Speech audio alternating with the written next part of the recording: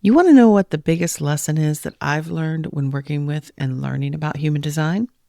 It's that human design isn't just a one-time revelation. It's an ongoing journey of continuous self-discovery. And that's exactly why I created the Human Design Guidebook. I wanted to provide you with a trusted resource, something you could return to again and again as you explore different aspects of your unique design. Inside, I've broken down the essential elements of your chart into clear, actionable guidance that helps you make decisions that actually feel right for you. Each guidebook is custom created to your specific chart, walking you through your energy type, strategy, authority, profile, all your channels, all your gates, and a lot more. All of this delivered to your inbox in a downloadable PDF format within 3 to 5 days. No more overwhelm, no more staring at your chart feeling lost, just simple guidance to understanding your unique energy and how to align with it. If you're ready to stop second guessing and start living according to your true nature, head on over to humandesignhive.com/guidebook to grab your copy. And as a special thank you for being a listener, use code POD10, that's POD10, at checkout to receive 10% off your purchase. Trust me, you won't regret it. Okay, now let's get on with the show. This gate is one of these gates that has that built into it, that these are going to be people that are going to need their own space sometimes, because they will give everything they have to their communities, to their tribes, but they can't give what they don't have. And if if their cup is empty, then they could leave themselves either burnt out by trying to give too much, or feeling like it said, they're not being supported. They might feel not feel supported, and they might feel bitter, angry, all these things that are built into that.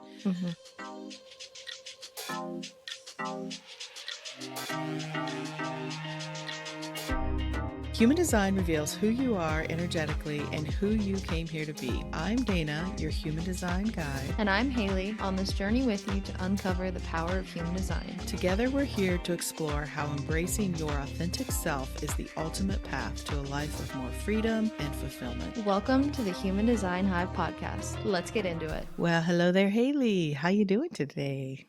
Hi. Good. It's good to see you. I see a box behind you. Getting ready to move? Yes. There's one hiding in here and a million hiding out in the living room. You don't have that much stuff. I know. Moving from a 2-bedroom apartment to a house. Nice house rental. The yard for the dog. It's a nice big fenced yard. I keep telling her that, and she looks at me like, I don't know what you're talking about. I'm like, I don't remember. She's never, well, like even when you lived in Greenville, there's yard. It wasn't a fenced-in yard. No. The luxuries of a dog with a fenced-in yard. I know. Yeah, my dog loves it. Bailey would love going to your house because she could let herself out. She'd literally just be basking in the sun. Oh, they do love letting themselves out. And last night, because we have a dog door, is what we're talking about, but in the living room, and Noche, God rest her soul, would let herself in and out through the dog door. The other cat does not. And she would go outside at night, but she would always come back in, especially the last year or two as she got older. She didn't like staying outside as much, which we were happy about, because we didn't want her outside. We shut that door at night so nothing can get in. And because if a 75-pound dog can get through there, raccoon, something could also get in. We don't want that. So, but I was so used to hearing the little click of the door, and I heard it last night at night, and I was like, that's weird, because that's usually what the cat would do. And I looked out the door, because we've got French doors, glass doors. Stupid dog Roxy just standing there staring at us outside. I'm like, what are you doing outside? And she's staring at me like, will you let me in?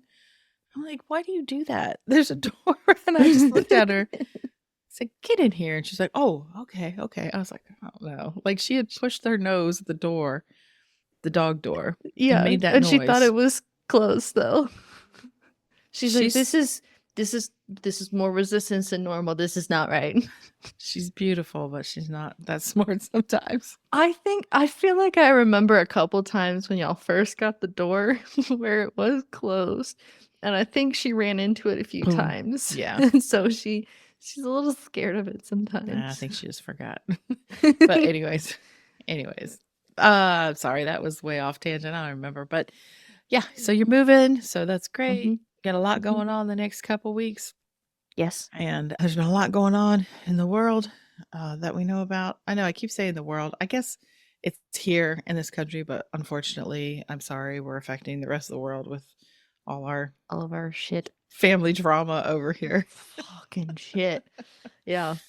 It's a lot. But what I wanted to talk about today, which I think is important and a little timely, I want to talk about in that vein around relationships and maybe family groups or communities, really. Really about how human design shows you about creating aligned connections in your life, because let's face it, we've all gotten ourselves into relationships or friend groups or I don't know, social groups where we end up sometimes wondering like, what the hell am I doing?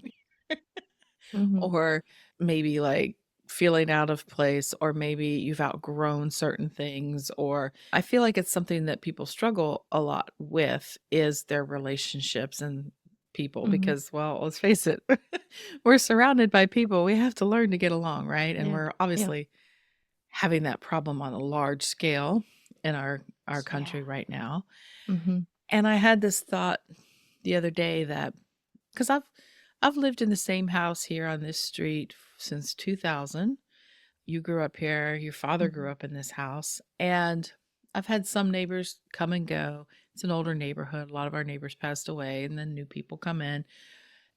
And really, when things were starting to feel really uncertain in the world around us, with so much up in the air and not knowing what's going to happen, I actually had the thought, maybe I should like go to everybody on my street and invite them over for a oyster roast or something, or do something, because we know a lot of the people on the street, but towards the other end of the street, I don't know a lot of them, because I thought, if the shit really hits the fan, this is where people are going to need to come together, is to within their own communities and know who they can rely on, who they can maybe trust, maybe not 100% trust, but we've gotten so used to being isolated and siloed in our, especially with the rise of the internet and social media.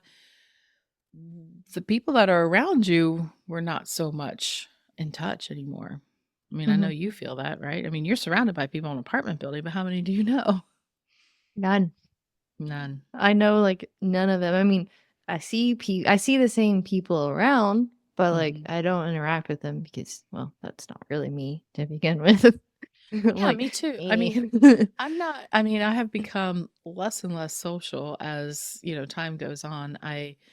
My friends and I joke, I have this one friend group that I've had the longest, and I used to say you have a circle of friends or a community, and we joke that my circle is now just a straight line. It's like I love people, but especially with the pandemic, you really everything got really small, really kind of down to just your family essentially, because you weren't socializing. And it's been I think it's people are really missing that. I know a lot of people were excited to get out again and be social, but I think a lot of that isolation is still there, that feeling of isolation. What do you think? Oh yeah, for sure. I mean, I kind of have two things that I want to hit right here is it came up in my time hop. Yesterday from when we're recording was Daddy's birthday, February 19th. Yes. But it came up the day before, actually, when we did that surprise oyster roast for his birthday for his 50th. So that was 8 years ago now. Yeah. And like seeing that video and seeing like all of our friends and family there, I was like, oh, that was so fun. Like I really missed that. That was because it was like seeing all those people that we love and all of that. And I was like, oh, it's sweet.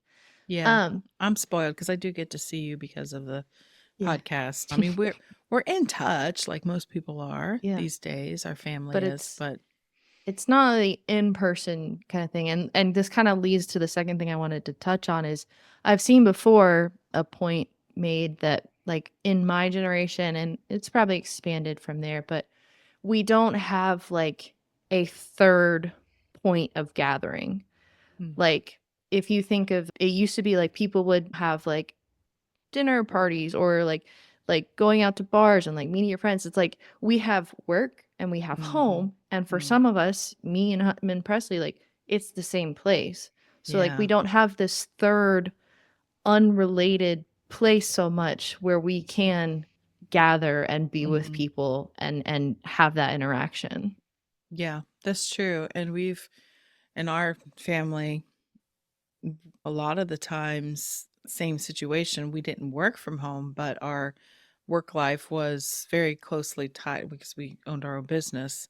It was a little too much people in the summertime, though. That was our business. Hmm. We owned a beach business, parasailing, and we were on the beach, open to the public, and it was a lot of people. But as I miss that beach family that we had, Hmm. Yeah. even though they were even though they were our employees, like they were our beach family each summer. We Hmm. had some people that carried over, but sometimes they would be new, and they're all younger people because that's who's going to work summer jobs, Hmm. mostly guys because we needed muscle. And then we'd have you or me and the hut girls, they called us, as Hmm. working there. But I do miss those groups, like you said, like we Hmm. had. And that's this sense of needing community and connection, which it's hardwired into us. I mean, that's how we've Hmm. survived, right? As Yeah. people, is in our tribes. There's no way you can, they say no man is an island, right? You Hmm. can't, I mean, one person could probably live in isolation, but like we can't continue as people in Yeah. isolation. Like we really need people. Hmm. And so what I want to talk about was about looking at human design, what it tells us about these relationships, or even looking at your own design to kind of understand how you function in relationships and what you need out of relationships, and just kind of play around with this idea a little bit, because I think it's something that you and I are talking about more because we are wanting to build this real community with Hmm. our listeners and with uh, our tribe, our hive, whatever you want to call us. Hmm. I mean, we are the Human Design Hive. That was my, original vision, and it's. Hmm. I have to say, I'm so grateful for everybody who listens, and I'm a little ashamed or embarrassed that we haven't done this sooner, but because that was my vision, was the hive being like a beehive. It's all these individuals, but we're all working towards a collective something, and but not in the like top down, there's a queen bee and everything else. Hmm. But I just really love the synergy and how they really work together, and they solve problems together, and they support each other. And that's the vision we had. And I think it's just because I have found that when I don't move forward with something, or it's not coming together, the time's just not right, or the thing's not there.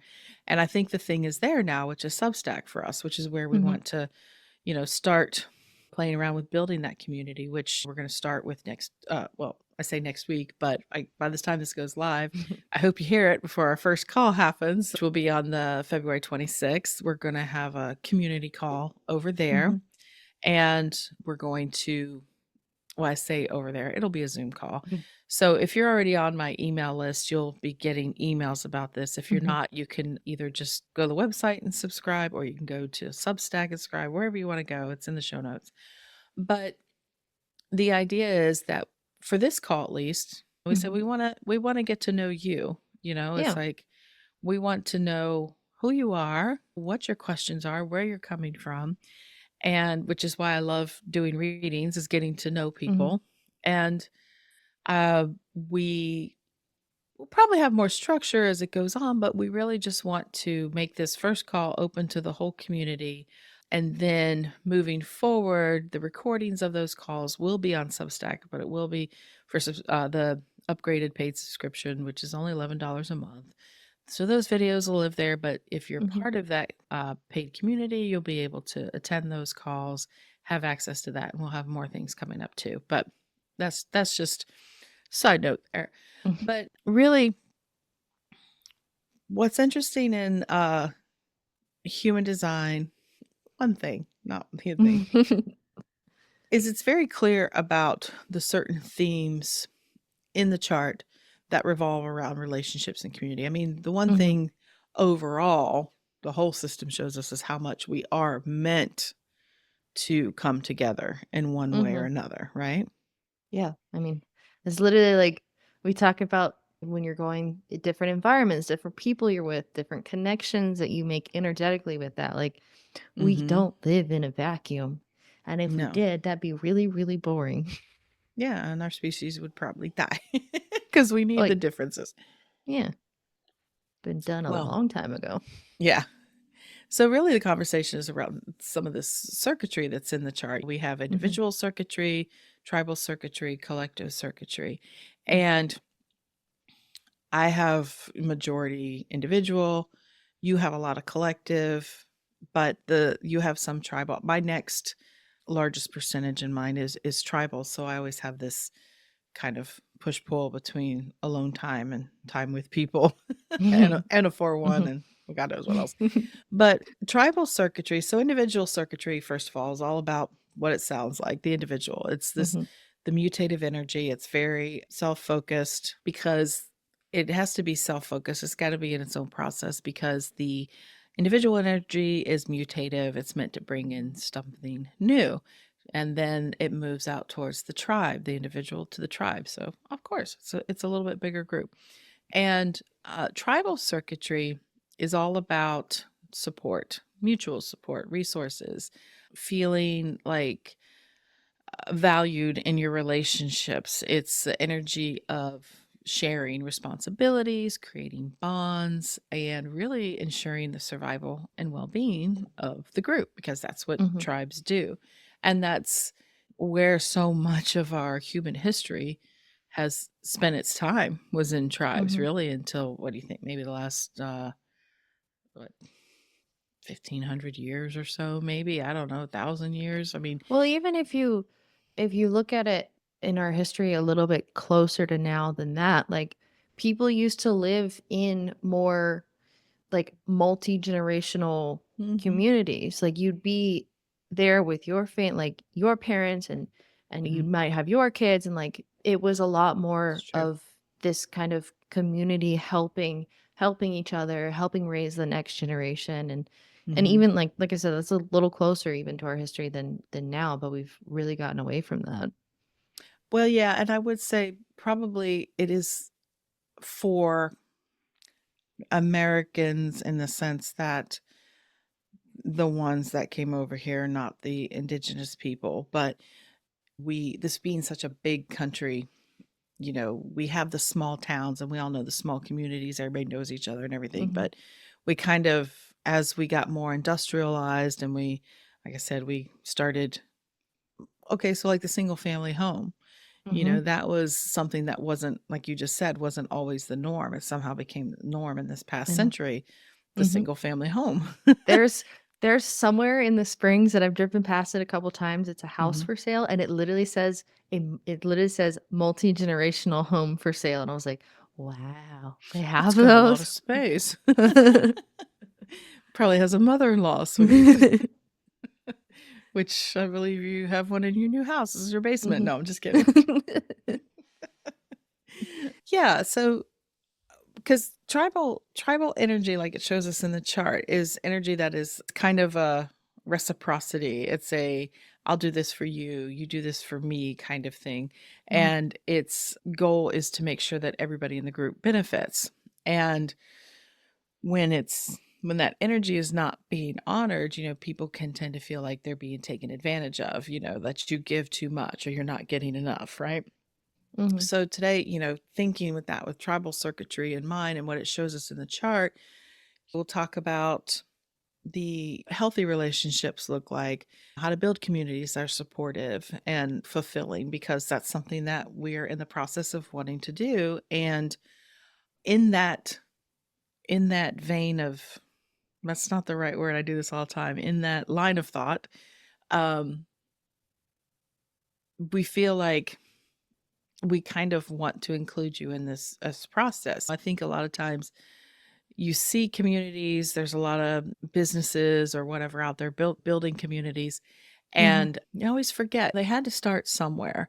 And my goal is to hopefully just even one person showing up will be great next week. I have no idea, because right now this feels like a one-way relationship with our community. And we want to open it up because we want to create a space where we can get to know each other, but we can support each other. Because I know that when you are learning something new or human design, digging into it's very expansive work. It's very, you go deep and you talk about weird things sometimes. I mean, granted, if you're interested in this, there's probably only a handful of people that personally, if that will talk to you about it. If you're really lucky, you'll get one person who geeks out as much as you do, right? I have one, two now. I have you and my other friend, but nobody else. Like, oh no, I never talk about it outside of this area because they don't. And I think I forget that that's the situation that a lot of people are in, is in this, like, they're really interested in it and they want to know about it and they want to talk about it and they want to be seen and have people see them. And I just, you feel like you want to say something.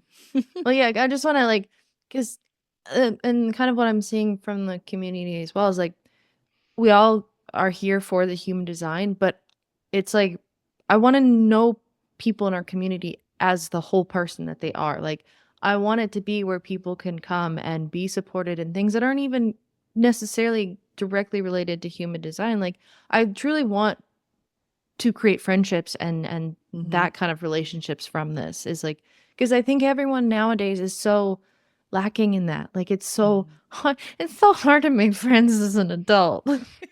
You're only going on 28. So hard. I know.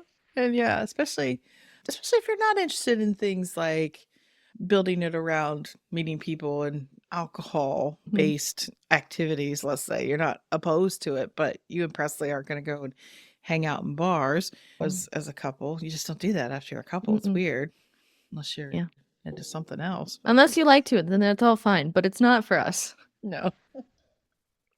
Going out to dinner, yeah, you got to kind of find activities. I mean, at your age, for me, I was building friendships with people that had kids because I was starting to have kids. So as much as you could, that was more of like survival groups. Like, please, someone help me feel sane. What am I doing? Pretty much on the daily. But anyway, so yeah. So so when we look at tribal energy in the chart, right? It's there is a circuit that is a certain amount of gates. I always think about when I'm looking at this circuitry, it looks like to me like a lasso. It comes off the will center, or no, off the throat to the will center. The 4521 is kind of like the rope, and then you'll see it goes from that will center. There's the 4426 goes over to the spleen, and then the 5432 connecting the spleen to the root, then the 1949 root to solar plexus, and then 3740 solar plexus to will center. I have a lot more of these gates than I thought when we were talking beforehand. Yeah. And then there's another sub-circuit called the defense circuit, which is the two channels coming off the sacral, one going over the spleen, the 5027, and then the one going over to the solar plexus, the 59-6. These are also about relationships, but these are, I don't know why they call it the defense circuit, other than in that 59-6, there is a lot of energy. They say this love and war, peace, war and peace, all this stuff, because it is about creating intimate relationships. It's about, there's diplomacy. It's about bonds for mating. Like there's a lot of mistrust and distrust, but also the possibility of deep intimacy in there, because that's what's necessary in creating those familial bonds, like who you're going to create with. And then the 50 and the 27 deal with the more of the nurturing of the family. So I guess for more like really strictly, not strictly, but in family dynamics, because the 50 and the 27, they're all about nurturing. It's about responsibility. It's about raising the children. So the other 59-6 is about creating, and the other side's about nurturing, right? But really, when I was thinking about this conversation today around community and bonds, I'm really thinking a lot of that 3740, because it is the channel of community. That's what they call it. Gate 37 is the gate of friendship. And if you have that gate, you are like the glue of your community, because it is literally what it says. It's friendship. It's somebody who makes you feel welcome, who wants to welcome, and they are able to kind of create this harmonious space in their energy. They're usually pretty warm and kind people. They know what the group needs, kind of everything, and they're very good at making people feel part of it. And then gate 40 on the other end of that is, it's called the gate of aloneness or loneliness, whatever you want to call it. But there's a reason for that, because that is the part of the community there that will work for its community. Because if you remember, it's in the will center. So it's about resources. It's about actual material resources and energy. And people who have this gate are willing to work for their community, work for their families, provide for them, support them. However, they like to know that their families or their communities, their tribes also support them. There's definitely what they call in this one is like, you scratch my back, I'll scratch yours kind of thing, which I gotten think really misconstrued. Yeah, it sounds like manipulative, but it's not. It's the energy It's mutual support. Mutual support. That's right. It's a good way of putting it. And they call it aloneness because it's in the will center. So what does that mean? It's a motor and it needs time to recharge, but you can really only do that when you're in your own space. That's right. It is a will center gate, and so like you said, that needs to recharge. It likes to work, it will work, but it has to have downtime. It needs alone time. And so this gate is one of these gates that has that built into it, that these are going to be people that are going to need their own space sometimes, because they will give everything they have to their communities, to their tribes, but they can't give what they don't have. And if so, if their cup is empty, then they could leave themselves either burnt out by trying to give too much, or feeling like it said, they're not being supported. They might feel not feel supported, and they might feel bitter or angry, all these things that are built into that. And I think it's also important just to mention, looking at that, because it's such a short little channel. I mean, that doesn't mean anything. It doesn't mean anything. The length of it doesn't mean No, but it's like one of probably the shortest ones on the chart. Yeah. Oh, well, except for the head. Those are pretty small. Yeah, it doesn't actually mean anything. Excuse me. But as you go back down towards the root center there, the 1949, that channel there, which is called synthesis, but that energy there is also it's tribal, and it really carries these themes through of who you want in your community, who you want to create these tribal bonds with, being sensitive to the needs of others, and understanding and having the principles that you have, that you want to make sure that it's an emotional energy, as you bring these people in, you want to make sure you guys are all on the same page, right? And so in terms of like things that people struggle with within their relationships, I think are a lot of these shadow sides or low sides of these gates, in not feeling supported, or not feeling welcomed in, or people violating your trust or your sense of values, right? And so when this tribal energy gets out of balance, you can start to see issues in your life or any relationships, like, these sense of resentment in your relationships, or feeling more obliged to do things instead of wanting to do things, or someone feeling like they're carrying more weight than their fair share in the relationship. Maybe they feel like other people are taking too much and not giving back enough. I think a lot of times it shows up in friendships for people, and I could see this too, is you might feel like you're the one that always has to reach out to people or to plan Mhm. or to check in. Where do you think you fall on that? Are you somebody who checks in with people, or do people usually check in with you?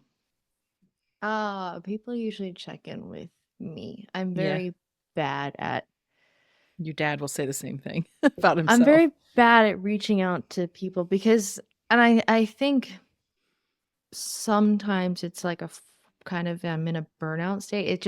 It feels like too much to even Mhm. send a text because it's like, oh, I got to think of like what am I going to say here, and then how is it going to keep going, and Well, it feels like that's so an much.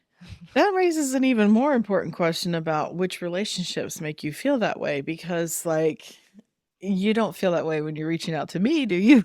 No, Obviously, I'm your because mom, like I mean, I can like a lot of times it feels like if it's like with Margie, I always feel like I have to have this like, hey, or like, hi, and how are you? Like I have to put more into it because it's not quite as close of a relationship, if that makes Mhm. sense. Mhm. Yeah. And she's a completely warm, loving person, Oh yeah, she's great. she's She's my yeah. mother-in-law. She's great. Yeah. Love her. Yeah, I understand what you mean. It's not as deep, but Richard would always say that, "Oh, I'm so terrible about reaching out. I don't know what to say." And I always say to him, "Yeah, I get it, but I also point out to him it's a two-way street, and Hmm. people aren't reaching out to you either. And I don't know what that says about your friendships if nobody's talking to each other." It's like, okay, are we still friends? But his grandma, like whenever we would see her, she'd be like, you don't call me and all this, and Presley's like, well, you don't call me either. It's like it Yeah. goes both ways. And I'll be honest, a lot of times in my very much introspective line one individual self, even though I have that line four, um, there's that I think, conception that line four people are always just so like social and out there, and we're constantly networking, which most line fours I know, yeah, we like it, but it's just more like the people are important in our lives, not the number of people in our Hmm. lives. It's just the Quality relationships over are, quantity. yeah. And so I love it when I do connect with people, but I can Hmm. also isolate, and I think a lot of us can. Like Hmm. you said, it's just become more normal. Yeah. And I have been trying lately to be very cognizant when someone pops in my head to Hmm. reach out. Um, I don't always do it, but I've been a lot better about like calling my dad. My goal is now to call them before they call me. We never really have that much to talk about, but it always devolves to the weather very Yes. quickly. But it doesn't really matter. It's just the connection. Hmm. But yeah, so we I think in our modern world and our ability to maybe connect digitally or whatever, we tend to not appreciate, or I think appreciate's the right word, some of Hmm. the connections and relationships we have in our lives. What do you think about that? Yeah, I mean, because like I think like if you think about like we have that opportunity to almost connect instantly with people Mhm. that it doesn't feel as special, and like it's almost like because we know we can have that instant connection, we're not trying to. Like, do you know what I'm saying? It's like we know that option's there, but because it seems so reticent and like instantaneous, we don't put as much thought into it. Like I Give me actually an example. Give well, me an like example of what you mean. I don't know, it's like you can like I don't know if this fits it, but like I'm bad sometimes. I'll respond to a text in my head, but then not actually send the text, and then I'll forget about it. But it's because I could just as quickly as thinking of the answer type it, but it's like I don't know, it's because it's so available we don't use it. Does that Yeah. does that make sense? It's like Yeah. it's not as important. Like I actually sent Mary Claire, I sent her a letter in the mail, a little note card in the mail because I was like, I want to do something that has a little more weight than just a text. Yeah, I see what you mean. Yeah, and your That makes generation sense. doesn't do phone calls, so No, I don't like. I see what you mean. Yeah, and that is true because um I see what you mean by it being instantaneous and you kind of just be like, I'll get to it later. And then it just like you But said, answer it in your head. I have a friend who mhm. tells me whenever we do finally connect by phone, which is every couple months, she'll be like, "Did I tell you this?" And I'll say, "No." It's just, "Oh, well, I tell you all the time in my head or in my dreams." She'll say she'd dream about me or she's just like connecting with me Mhm. energetically, but she's like, I just always think I've told you all these things because I'm always connected to you. And I'm like, well, I haven't heard it in this plane, so tell me again. Is is Oh, is that Romina? yeah, it's Romina, which she has been on the podcast once before, but Mhm. love to bring her back. So, I mean, really, let me ask to you, just in your opinion, what does it feel like? What is a balanced relationship? Like what the relationships that you have, you don't have to name them, but what makes you feel, I want to say balanced or connected or solid in those relationships as opposed to others? I mean, it's for me, it's being able to be 100% my weird self Mhm. with that Mhm. person and know that like they will never judge me for who I am, and like I Mhm. know that I can almost do whatever stream of consciousness is in my head. It's like I know that they will never judge me for anything, and I know, and it's like it's just a gel together of people. It's like we feel safe with each other. Mhm.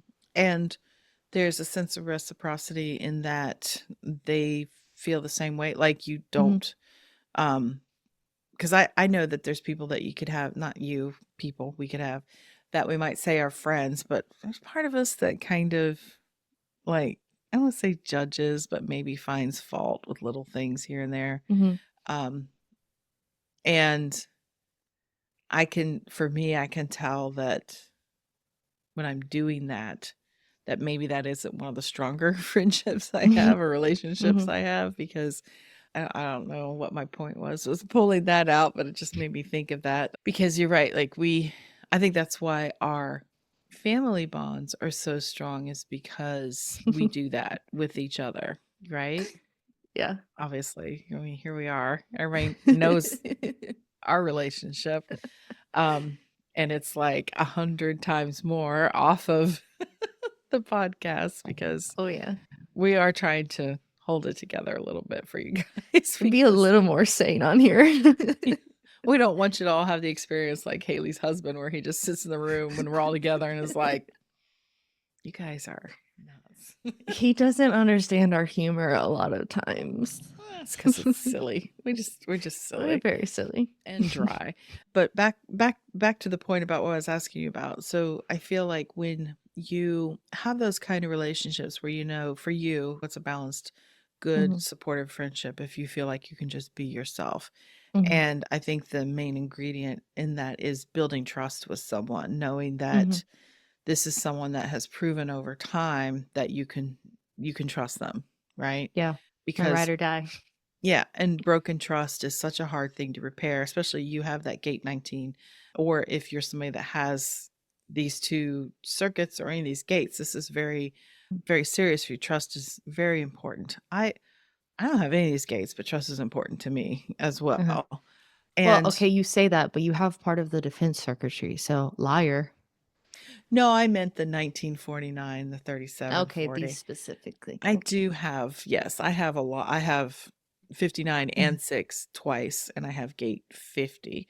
But there's like only one person that I can think of where trust was broken and I cut that bond. I severed that bond.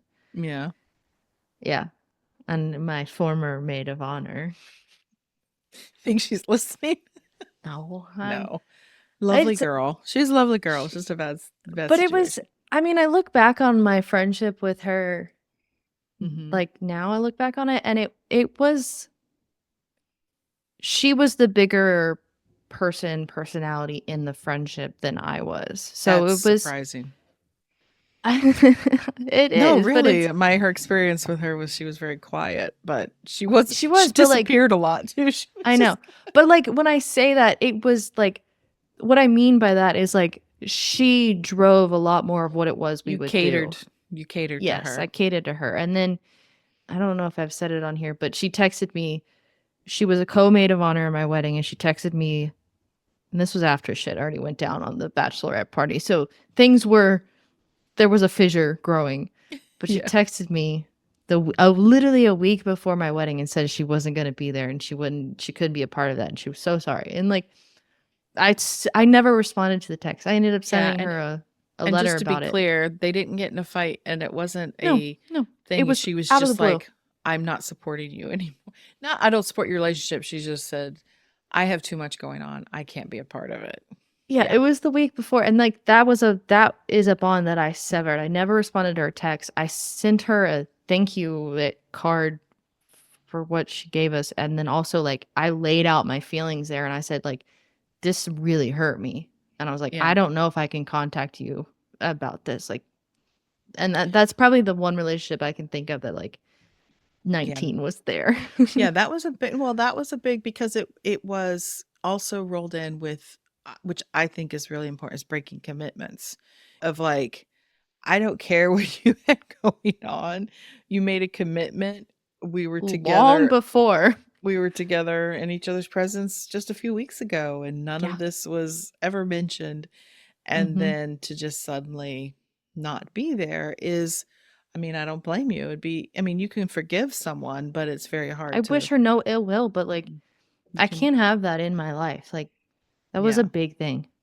Well, who you let into your life and who is in your community is very important, because when these events and these, even physically being around people, their energy is affecting your energy. And I don't like to fall into the camp of like saying you need to protect your energy, or if it's out of your control.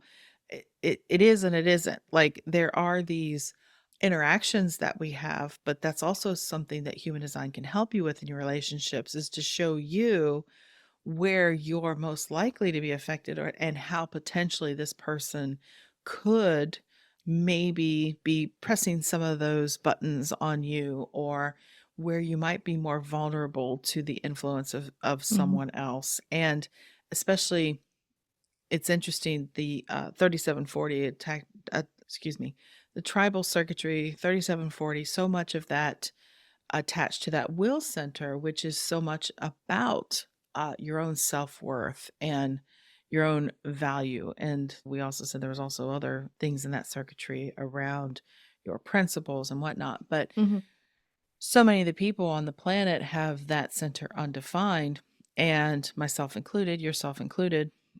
And we can tend to let people in out of this need to uh, either prove ourselves. We end up doing things in relationships that, if we're really paying attention, we know is not really great for us, or not in our best self. And it just doesn't make us feel good. But there's going to be that not self theme running in the background of like trying to prove yourself and that you belong. And it's been something that's been really eye-opening to me, to see my design configuration, to understand how I got myself into certain relationships before, and how I ignored the signals that were present when it came to these relationships. Because now that I have a better understanding of my own energy and what I require and what I need, and also understand that there's going to be a tendency within me to want to seek out that approval or whatever it Mhm. is, that I can see it better now and make better choices. It doesn't mean I'm like weeding people out. It means Mhm. the behaviors I am engaging in my relationships have changed. Does that make sense? Mhm. I feel the same way because, like, I I mean, I feel the exact same way. I struggle kind of almost to stand up for myself, I guess. Mhm. Like, I will be a people pleaser. Like, I will go along with things sometimes because I'm not the most interested in it, but I'm up to try things. Like, I'm only Mhm. a party pooper, but like it's always been something I struggle with, and I struggle to express how I feel about certain things as well. And that's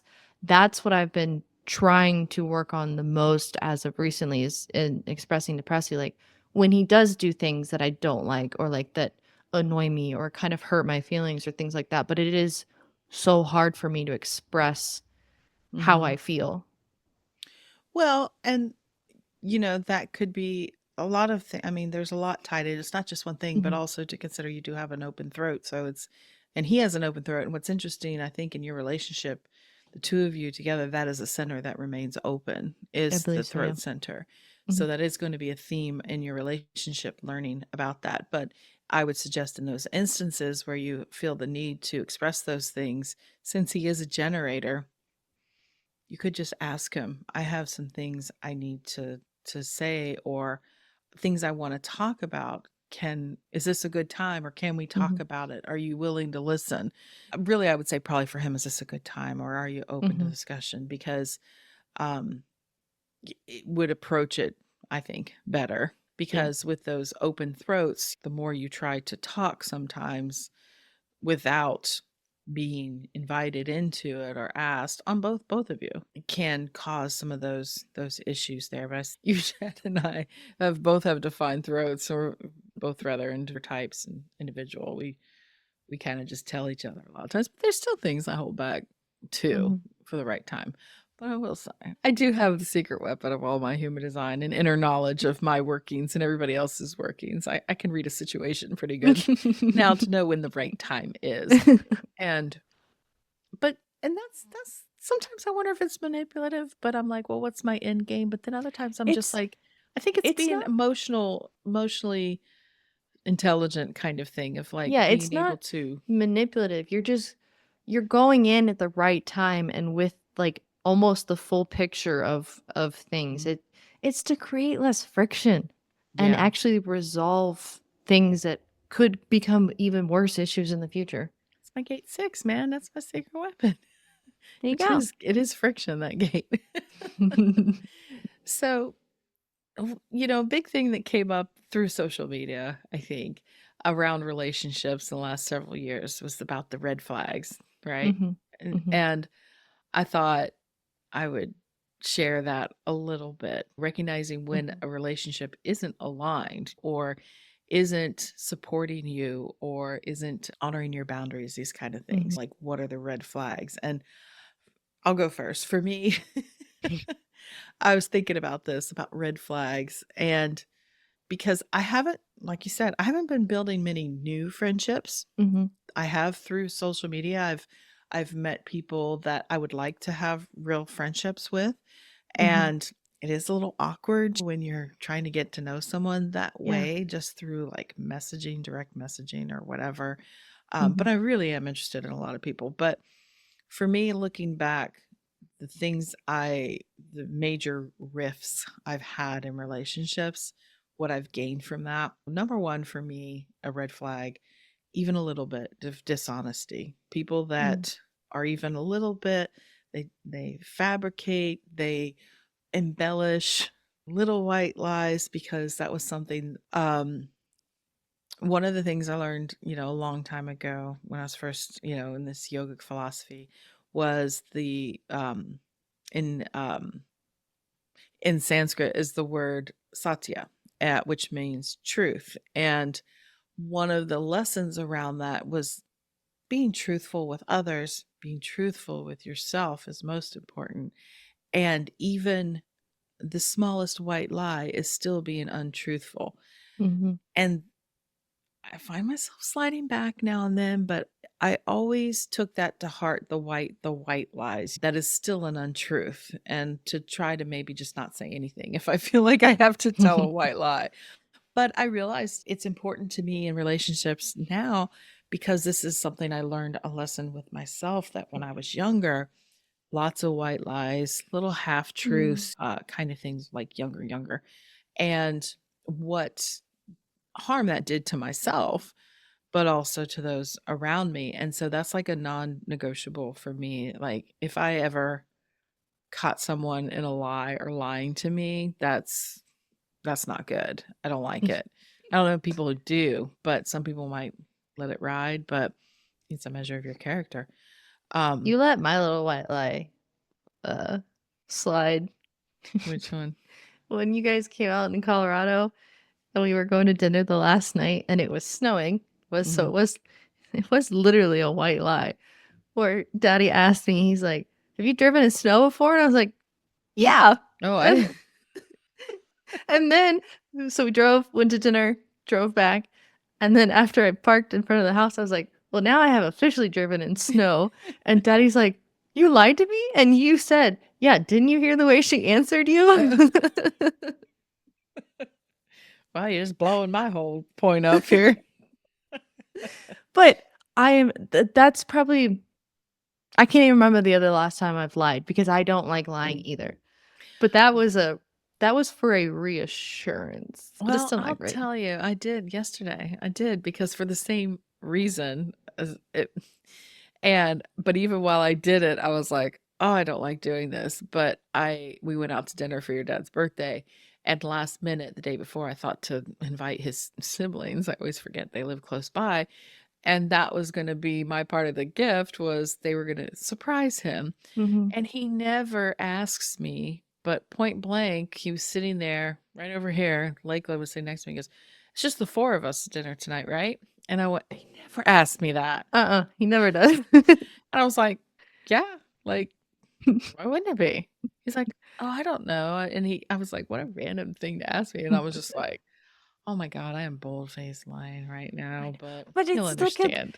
but it's just there's like these little, lying is never, really never great, but like for a surprise, that is an one doesn't hurt acceptable anybody. lie. That one doesn't Right. hurt anybody. Mine was for reassurance on everyone's part.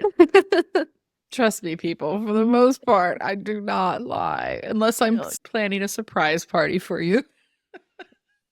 I might have but it to. is no the time, these two examples of where we have lied, they were not out of malicious intent. There was nothing malicious behind it. We were not trying to necessarily, it's not our meanly default. be dishonest.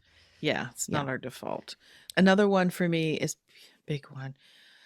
People don't take responsibility for their own actions, for their own experiences. You know, if they're like always, I hate to say it this way, but always the victim or always someone else's fault. Like, that is not something I can tolerate in a friendship. I may at first, but if I start to notice a pattern, it gets to be like, okay, I start paying attention. I will just, and I'm not somebody that just cuts people off necessarily. I will just maybe distance myself, but I have learned how also to maintain friendships that are people I might like, but I just don't let them super close in, which is another way to like know your boundaries. And then something else I was thinking about was, this is a big one, because this is all going from experience of one really bad relationship I had, but people who don't ask you what's going on with you. You know, when you have those friendships, when it's always about them, what's going on in their life, what That's one of their my red problems flags. are. Yeah. Yes, like you may not notice it at first, but it usually happens when you do have something important to share or something's happening in your life and you want that support that goes to that like scratch my back, scratch yours kind of thing. And you want to bring something up or talk about something that's important to you, and the other person just like scrolls their phone or Or interrupts you you or bring it turns up it. and they turn it about something about themselves. Exactly what I was going to say. It's like they make it about themselves and not like actually being there for you. Yeah. You have any other red flags that I didn't mention there? One, I think kind of in general, this is Mm-hmm. not at all like in the realm of human design, but pranks. Pranks. Thanks. Because a lot of times I they're haven't met a lot of mean. pranksters. No, I haven't. But like you see it on social media, you see some of these couples that are always pranking each other and they're mean. It's Yeah. mean pranks, like just horrible things. Yeah. And Just if for you're the an clicks asshole, and the that's a likes. Yeah. Don't be an asshole. Nobody yeah. wants to be your friend. But yeah. Yeah. So I think for the sake of this discussion, Mhm. it is a good practice to check in with yourself about these types of behaviors, these red flags, because this is how you help yourself create these healthy boundaries. Mhm. Because I think it's especially important for line fives in particular to be cognizant of their boundaries in their relationships, because there's going to be a lot of projection put onto the line five, because line five profiles can tend to maybe not always show up fully as themselves in their relationships, because it only takes maybe once or twice to have someone expect certain things from them or project certain things onto them and have it go wrong for Mhm. the line five to feel that burn, that scar of like, I was just being myself and it wasn't Yeah. enough kind of thing. Mhm. And that's advice I have for line fives as they move through life and are in their relationships, to understand truly who they are Mhm. and love and appreciate who they are and understand what it is they are here to bring to the world, what they can help people with, so that when they do, because they're naturally going to attract people in their life. It says they have a very seductive energy about them, Mhm. meaning that people are just drawn to them because they are meant to provide solutions and answers for people, Mhm. just not everybody. Right? Or, Uh-huh. I mean, it is a kind of, when I say not everybody, you know what I meant by that, but let me clarify in that they are meant to impact people at a larger scale, right? Mhm. Um, but people don't always they always They don't they don't want to always hear it. hear it. That's right. You attract the right people at certain Mhm. times. You are that karmic mirror for them, but they might think that you're going to help them with certain Mhm. things, but what your energy and what you know is actually going to address the real problem, and they don't And like it they don't want to hear it. And if it's like, it's the wrong, eesh. yeah. Yeah. And so knowing that can make it difficult in relationships, because you may tend to keep attracting people who need those wake up calls, need those answers, need those solutions, Mhm. but they may not be ready, because you will attract people that are ready and you can help them. Mhm. Um, but like case in point, I just think about a couple of my friends that are line fives. People do seek answers from them all the time. They're in different fields, different work, but people are always looking for answers, and they have the answers these people need. But if it means a lifestyle adjustment, or if it means behavioral things, or um, something that they want to change, they're not ready to change, it can Mhm. get it can get nasty. People can be mean to them, and So they people have to could be just be strong in mean in themselves. general. Yeah, people are mean in general. So Mhm.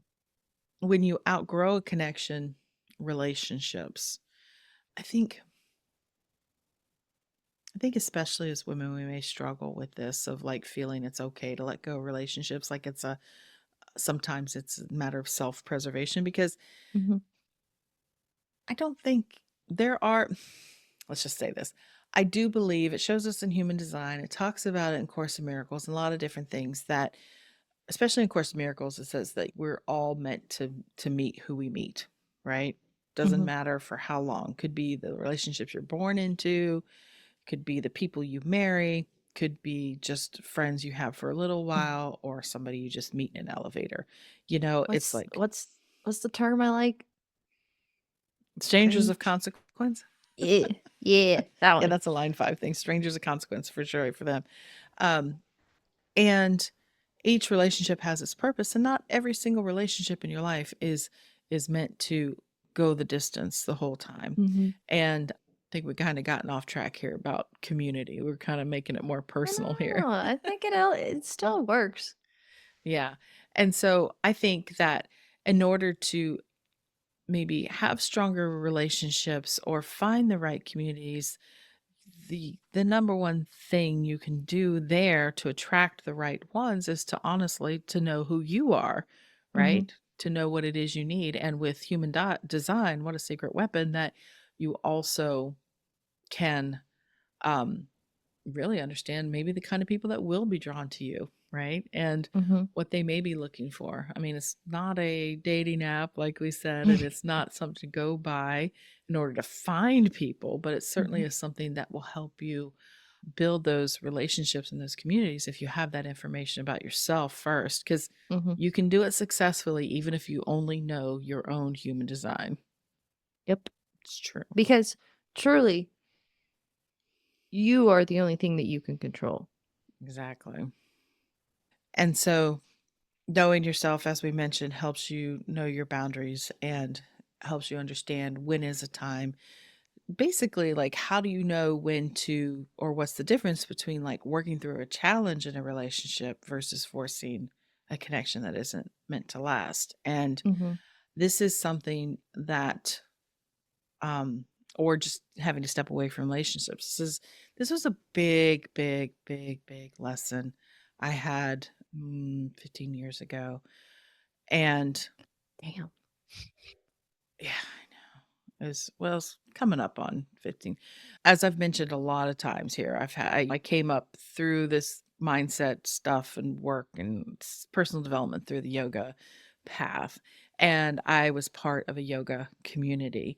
And if you've ever, maybe you joined a fitness group or yoga community or church or something that is like nourishing a part of you that Mm-hmm. hasn't been there, awakening something up. It's a very deep connected space to be in, right? And when Mm-hmm. you're around people, and trust me, everybody, I am so mindful of this as I move forward because of the experiences that I had, Mm-hmm. and a lot of people have, is I was part of this yoga studio community, and I was my late 30s and going through lots of changes and waking up mid 30s is when I started.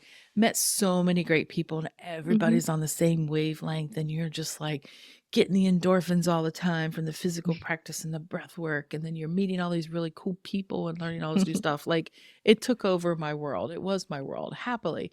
Like, had so Mm-hmm. many friends and love. But at the center of this community was the person who ran the community. And I truly, truly believe we were friends. And we were friends. I loved her dearly. And I ignored certain things. And I think this is important as we talk about human design in this Okay. relationship thing. What? Question. Where is it, like, from the beginning, like, was it reciprocated on both sides and then she became, like, Mm. not so great? Or was it you were just kind of never, like, you were ignoring things from the start? Do you understand what I'm Yes and saying? no. I think it's a little bit of both, because I do think in the beginning there was a genuine friendship there, Mhm. because we I was part of the community that built her bigger community. Like, Yeah, you were there in the beginning, kind I of. was there from the very beginning, and before there were all the adoring fans of a yoga community. Okay. Mhm. And I generally and I think we were. I think we really were Mhm. friends, me and her and a couple other ladies that are still friends of mine, but things did change, and so it was also what you said, that I started to excuse certain behaviors. Mhm. And when I started to say about what human design, how this can help you in relationships and how it could have helped me then, is I might have paid attention a lot more to what my body was telling me, Mhm. the actual physical things I felt sometimes in relationship, because it's really sad to like look back at my journals and Mm, see. So like 2013 is when I stopped all contact with this person. Like 3 or 4 years before, I was still saying stuff like, oh, I noticed her talking about so and so today, and it really wasn't very nice. But, well, I was excusing her behavior in my mm, own journals. Like in my wow. own personal thoughts, I was excusing her bad behavior. I was looking past it because it was so tied to this community, right? Mm-hmm, And the things that I loved about the community, and I learned so many lessons about moving forward, of not losing myself in communities and honoring what it is I need in a friendship, mm-hmm, because I was turning myself inside out to be important to someone, and they could care less. I mean, turns out she was a narcissist, but I didn't know it. I know a lot more about people now.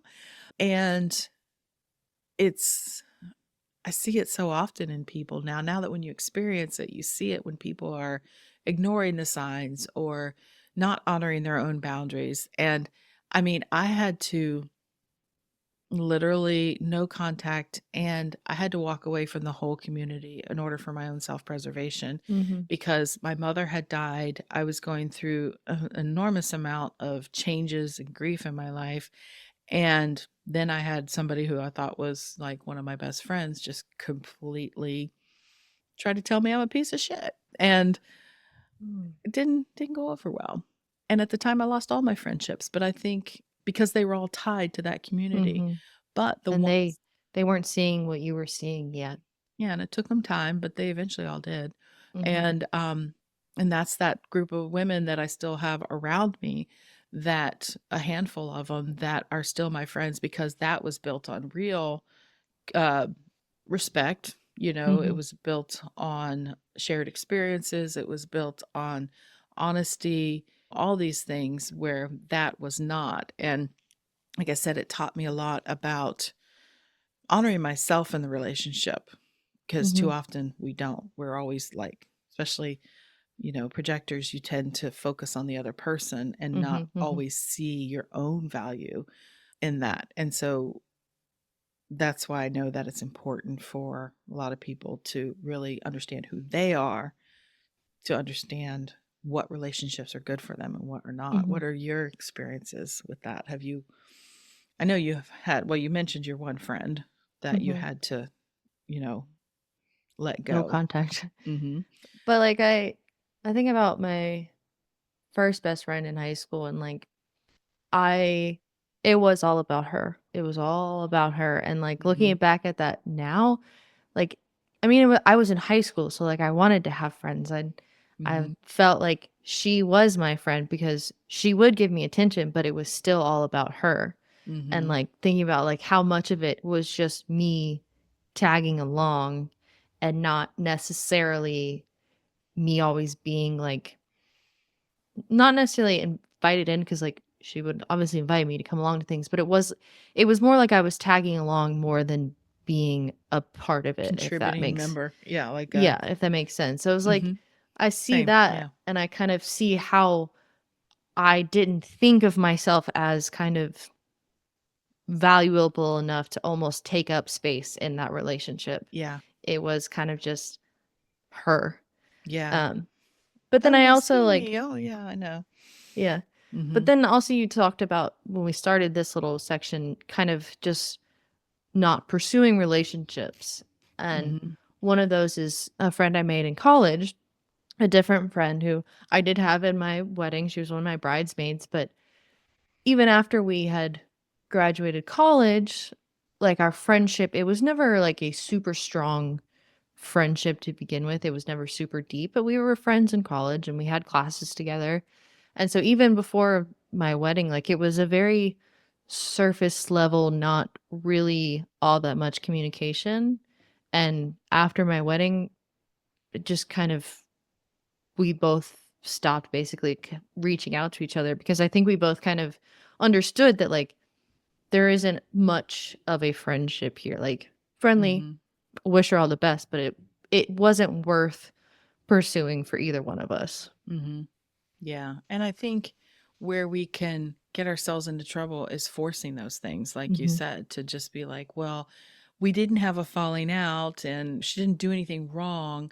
And so you feel like you have to keep continuing, especially like I said, as women, or maybe there's certain markers in your chart that would make someone feel that way. If you had a lot of tribal circuitry, potentially, where you end up just doing more harm than good to yourself by Mm-hmm. trying to, because then I think if you kept trying to pursue that relationship, it would probably end up both of you feeling a sense of like dread or Yeah. resentment when somebody pops up on the phone. You're like, oh God, Like, I don't, she's nice, but I don't really want to see her anymore. yeah. That's a hard thing So, to come to realize when you just not into you anymore. yeah. And it's a but that goes back to, if you understand that there's certain shelf lives for certain Mm-hmm. relationships, I think, and that's okay, that it runs its course. One thing I learned in A Course in Miracles that really helped me, the reason I turned to Course in Miracles was because of this breakup of this friendship, and like Mm. everything in my life. It was during my Uranus opposition. So this is my Ah. early 40s. Yeah. So I was like, oh, this is what's hitting me hard, Mm-hmm. which is what happens with that life cycle where you can, like, everything in your life, your identity. I went through that period of everything getting stripped away. And so I was carrying so much of this anger and shame and guilt around all this, my part of it, what they did to me, victimhood, all this stuff. So freaking mad. I realized how much I had, um, and if you've ever been in any kind of relationship like that, how much that you had been running your life with someone else's like voice in your head all the time, Mm-hmm. controlling all your choices, blah, blah, blah. And so Course in Miracles, of course, is all about forgiveness and learning how to let these things go, to give yourself this ability to change the way you see things and why they happened, and almost like correct the past by just healing your own mind and your experience of it. Mm-hmm. One thing that I think really got me to pursue this was one line I read in there that was like, I can't remember the actual sentence was brilliant, but the idea was that no matter what happened, only love is real, only love remains. And it meant that no matter what happened, all the bad shit in your relationship, your romantic relationships, any of your relationships, any love that was ever shown in a relationship was real. Everything else is not real. And it gave me a lot of peace and forgiveness for myself to be in that position, because I realized there were moments of real connection, real love in these Mm-hmm. relationships. And that was real at that moment. Everything else I can let go. And it does help ease the way you feel about it, and you can heal from it and move Mm-hmm. on and forgive if you can feel that. You know what I mean? Mm-hmm. This isn't exactly pertaining to relationships, but I almost did something like this the other night. I was like, I had started scrolling Instagram before I got started to do my evening routine. So like I saw all the shit and I was really like worked up about it and I was frustrated and I was angry and stressed about it and all of this. And I'm like, I was in the shower and it was still just all in my head. And I just stood with the water hitting my back and I was like, let go of the stress, let go of the anger, let go of all of that. I was like, the only thing that belongs here is love. And I Oh, started thinking about like you and Ian and oh, Daddy and Presley. And I was like, love is the only thing that matters. oh, that's so sweet. That's so good. Oh, I love hearing that. Not about me, but just like coming to that awareness and being able to tend to your own garden and to understand what you can control and what you Hmm. can't. And that's really what it comes down to.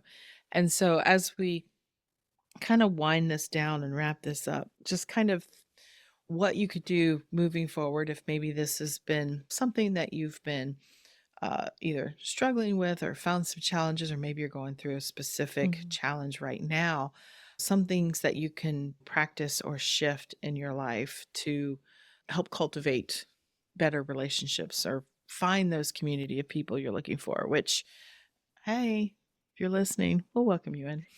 You can sit with Yes. us. So make sure you take the time occasionally to audit your circle. Who is in Mhm. your life right now?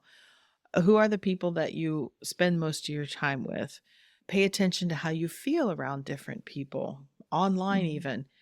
If you're scrolling, like you said, and you keep seeing the same thing because the algorithm will just keep sending you the same shit. If Mhm. you're seeing things that are making you feel less than or whatever, cut that shit out. It's easier said than done. Yeah. Quit following. But, that's one way to do it. But in your actual relationships, the people you're around, do they drain you? Do they inspire you? Are they Mhm. nurturing you? Are they always taking from you?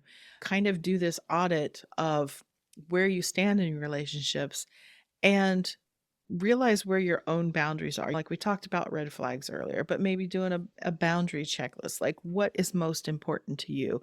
What Mhm. do you really need in order to feel supported and to feel honored and valued in relationships? And are you getting that in all of your relationships? And if you're not, one, is this one you really want to work at? Is it really that important to you? Do you know that Mhm. maybe it's just a glitch? I've been married dad for 35 years. Not every day is a picnic. There's Mhm. many times and many seasons you go through where you maybe don't feel supported. And that's where you have to work at the relationships and decide Mhm. if they're important enough. Are you going to do that? But most importantly, you have to look and see if you are honoring yourself first and what you need. Like I said, so audit your circle, know your boundaries, realize that not everybody deserves or needs unlimited access to you. You can Mhm. set boundaries and still have healthy relationships. People will Yes. still like you. They might like you Yes. more if you're not Mhm. just like, walk all over me. Because if they like walk all over me, sociopaths. But, anyways, Shit out. be intentional about the communities and the spaces that you enter. Get a feel for it. Come to our call. See if you like us really in real life. See how we actually make you feel face to face. Maybe you want to be there. Maybe you don't. I hope we can make you feel welcome. But as you are maybe getting back out there in the world, I say that, but maybe people already are. But I know that Dude, these past 5 years haven't been real. yeah, and I know there's I see it in the stuff online people are talking about is this need for connection and community. And I Mhm. think, like I said, it's going to feel stronger as things get crazier, which I'm afraid they are, at least for the short term. I hope short term, but finding your tribe, finding your people, not isolating yourself there either, but knowing that you have spaces you can go to when you need that connection, you need that Mhm. support, and knowing that the right place will make you feel seen, make you feel heard, supported, and reciprocate what it is that you're looking for. Mhm. And you are willing to also put that energy in and just make sure that they're balanced relationships. Like you said, you're putting in, you're receiving. It's beautiful when that happens. It's beautiful. Mutual support. That's all we Yeah. want. Yes. So, like I said, that's why we're creating our community. We want to bring people together. We want to have these kind of deeper, real conversations with Mhm. people. And if that's something that you're looking for as well, plus it's, human design informed, we like to have a good laugh, but we can Mm. also be serious. Um, Not just about learning information, but we can always do that too. But, really just your experience as you learn more about yourself through human Mhm. design and you're exploring and you're trying to get a better understanding. And I mean, this real aspect of community that I love, that you love, is not just our parts in it, but your parts in it as you guys are meeting each other as well. Mhm. And I have found that that's where the real magic happens is when you can get people that are into human design into a same space and we can share our experiences about what it feels like to be an emotional Mhm. generator or how this plays out in my life or how this happened. It's just a lot of fun because everybody's different. Even though you could Mhm. have 5 generators in a room, we're all going to have lots of different experiences about because we're all different. So I love Mhm. that. I'm Yeah. excited for these calls. I hope Mhm. people want to join, sign up. Where information is going to be in the show notes. Make sure you're on my mailing list. And so that's that. So Mm. final thoughts, Haley. So really our relationships, our communities, the people we choose to be in our life shape our experience in our lives. We have our own experience, but I mean, we can't do this alone. Like we said, no man is an island, right? No. And so when you trust yourself, set your boundaries, align with the right energy, I believe the right people will find you. I've seen it over and over again. The more you know yourself, the more you're going to attract, more quality in your life. Yeah. Yeah. Yeah. All right. Any final thoughts on that before we move on to our super special segment at the end of each episode? Let's do it. All right. So, you know what time it is, Haley? The incarnation cross of the week. Bring it home. That started a little strong there. That was very strong. I'll try to tone that Sorry down. about that one. I had to do that last week. I came in strong on something. I'm like, I finally learned how to get that a little bit lower. Yes, the incarnation cross of the week. So we wrap up each episode highlighting one incarnation cross. There are how many?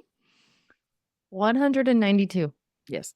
And the incarnation cross is basically your theme in your life that will always be present because it consists of the 4 gates on the top of your chart, meaning on the personality side, sun and earth, on the design side, sun and earth. So those 4 gates really are the main themes that you carry through in your life.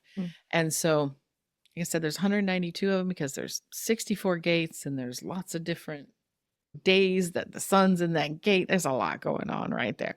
So there's maths. This will keep us busy. If we ever get to another, I mean, we're going through them a pretty good clip. We're doing at least one a week, but we're still, it only puts us at since we started doing that, 50. Only? I think we've only been really doing it for maybe a year or so now. I don't know. Wow. Anyways, so this week we have the left angle cross of migration. Ooh, left angle today, huh? Yeah. So we've been we're doing it more random, but I've kind of been, if we're talking about a theme or a gate in particular, I've been using these crosses. So this one, yes, left angle cross of migration, the sun on the personality side of the chart on the right hand side, black numbers. The sun is in gate 37. Earth is in gate 40. Okay. Oh, sorry. Well, 37, friendship. 40, aloneness. And on the design side, on the left side, red numbers, you'll see the sun is in gate 5, gate of patterns. And earth is in gate 35, gate of change. So we have friendship, aloneness, patterns, and change. Gosh, I'm really losing that last one lately. And it's called migration.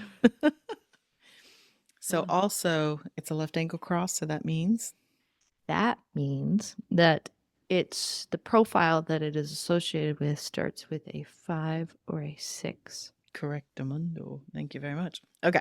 So if you were born under this cross, you are here to build, to gather, to create something strong and sustainable, but you are not meant to stay on forever. Your gift is in knowing when a structure has served its purpose, when a cycle has completed, and when it's time to move forward. You are the catalyst for movement, the one who sees beyond the familiar and dares to step into the unknown, bringing others with you. Your role is to foster connection, to establish solid foundations of shared values and mutual respect, and then to lead the way toward the next evolution, never allowing stagnation to take root. At the heart of your mission is the understanding that true sustainability, whether in relationships, communities, or resources, begins with self-sufficiency. You teach others that self-worth is the cornerstone of any lasting agreement, that contribution must come from a place of wholeness rather than sacrifice. You naturally create spaces where people feel valued, seen, and supported, ensuring that every exchange is built on dignity and integrity. Your presence brings a sense of purpose and renewal, helping others embrace change not as a loss, but as the natural progression of growth. Damn, do I wish our president understood some of these words. It's not what I thought you were going to say. I'd be like, if this is you, please come join our community. We would love to have you. Yes, absolutely. But shit, with everything going on, is where my head went. Yeah. Do your good. Move on. But if you do have this, you don't have to move on. You can stay with us. We'd love to have you. If you'll have us, we'll have you. If you'll have us, yeah, let us know for the right fit. Okay, so yes, so check out the show notes. Make sure you're signed up on the email list so you can get that link for the call for next week for our first community call and future calls. Like I said, $11 a month, not too much to ask to get a one-on-one or one-on-many, I should say, live Zoom call once a month, and more perks coming soon. There's also a community chat feature over there in Substack where you can get to know each other. You can ask us questions. I did see that when I was perusing the other day. Yeah, it's chatting. We're chatting. So check that feature out there as well. And that's all we got for today. We haven't maybe met each other yet, but you guys are a part of our community. We're so grateful to have you here. We really look forward to getting to know you better. And next time, that's all we got. So bye for now, Hali. Bye.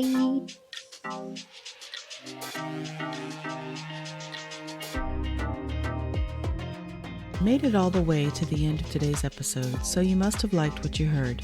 If you did, make sure you subscribe so you never miss an episode, and perhaps leave us a good review.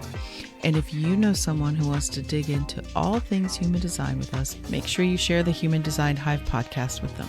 We'd really appreciate it. Thanks for listening.